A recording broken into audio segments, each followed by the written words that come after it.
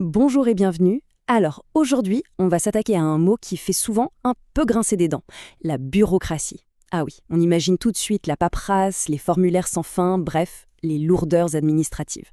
Mais au-delà de ces clichés, qu'est-ce que c'est au fond? C'est ce qu'on va essayer de décrypter ensemble. Pour bien comprendre, il faut d'abord se représenter ce que la bureaucratie essaye de gérer.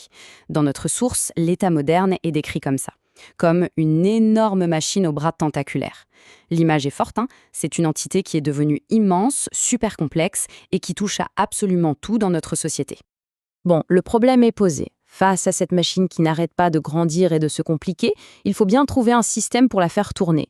Un système d'organisation qui soit capable justement de gérer cette taille-là et de la faire fonctionner de manière cohérente.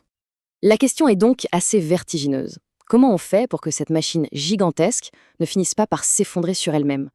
Comment on s'assure qu'elle remplisse bien ses missions et, si possible, avec le plus d'efficacité possible? Et c'est là qu'un certain sociologue, Max Weber, entre en scène. Pour lui, et attention, c'est un vrai retournement de perspective, la bureaucratie, ce n'est pas le problème, c'est la solution. Il ne parle pas de la lenteur administrative qu'on connaît tous, non. Il parle d'un modèle d'organisation hyper rationnel, une sorte de mécanique parfaitement huilée, conçue pour une seule chose, le rendement maximal. Voilà, en gros, la définition de son modèle.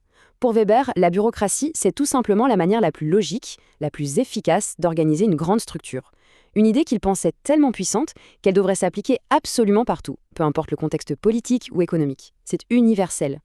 Ce modèle idéal, il ne sort pas de nulle part. Il repose sur plusieurs piliers, comme des règles très claires pour tout le monde, une division du travail ultra précise, une hiérarchie stricte.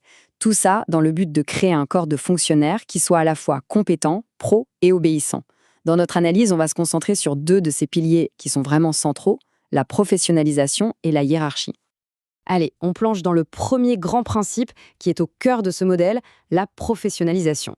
L'idée, c'est de faire du travail administratif un vrai métier, une carrière à part entière avec ses spécialistes.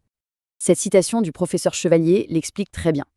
Être fonctionnaire, ce n'est plus juste un job, c'est une profession qui demande un savoir vraiment pointu.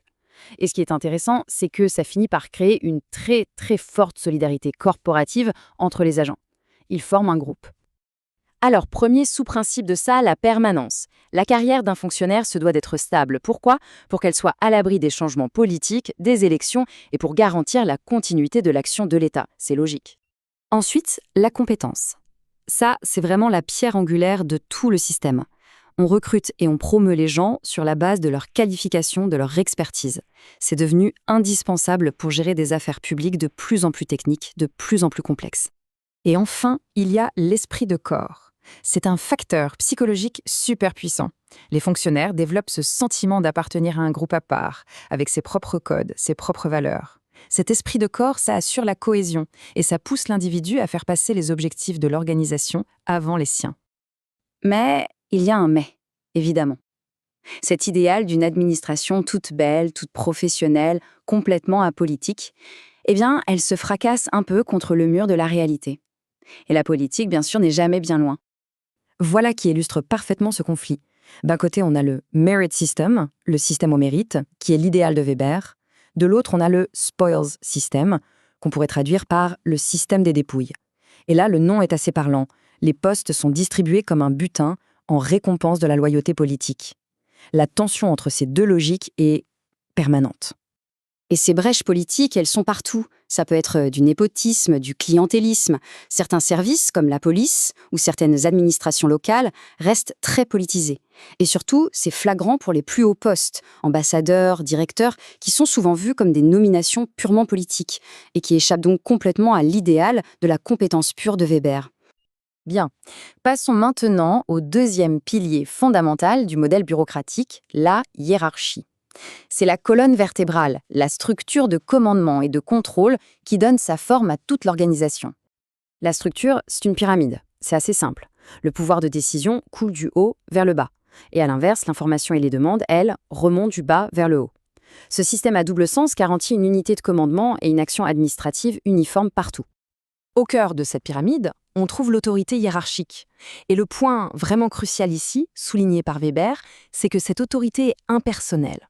On n'obéit pas à une personne en tant que telle, on obéit à une fonction, à un rôle défini par des règles. Le subordonné doit faire de l'ordre qu'il reçoit la maxime de sa conduite. C'est une formule très forte. Alors là, attention, idée un peu contre-intuitive mais assez fascinante. Pour l'universitaire Daniel Lechac, cette structure très rigide n'est pas forcément vécue comme une frustration par les fonctionnaires. Bien au contraire. Elle est souvent perçue comme quelque chose de protecteur, de rassurant.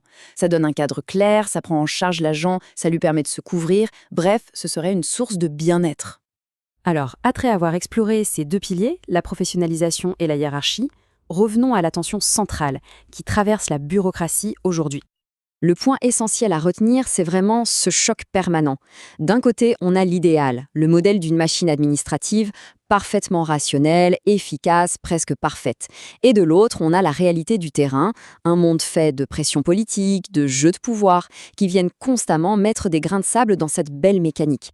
Et on termine donc sur cette question, la bureaucratie, finalement, est-ce un mal nécessaire, le prix inévitable à payer pour faire fonctionner nos sociétés de plus en plus complexes? C'est une question qui, je crois, reste plus que jamais au cœur de notre modernité. Merci beaucoup d'avoir suivi ce décryptage.